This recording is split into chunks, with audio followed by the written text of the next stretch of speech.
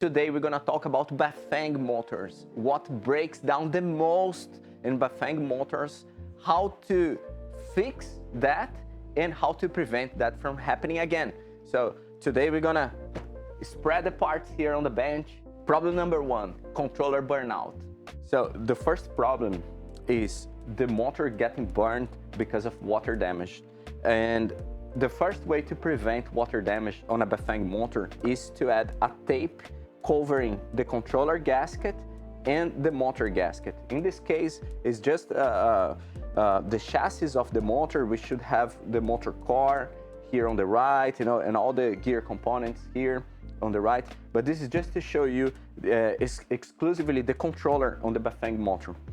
So the controller is on the chain drive side, okay? And this gasket here is a rubber gasket. When there's too much impurity, dust, contamination, the gasket, the rubber gets dry and loses all its properties. And so water starts to penetrate.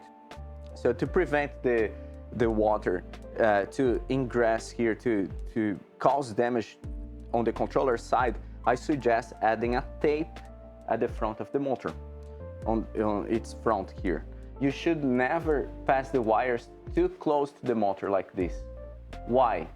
Because water will follow the wire direction, and because the angle is so close to the motor that the water will start following the wires.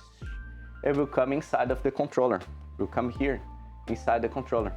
So problem number two, excessive torque on the motor shaft.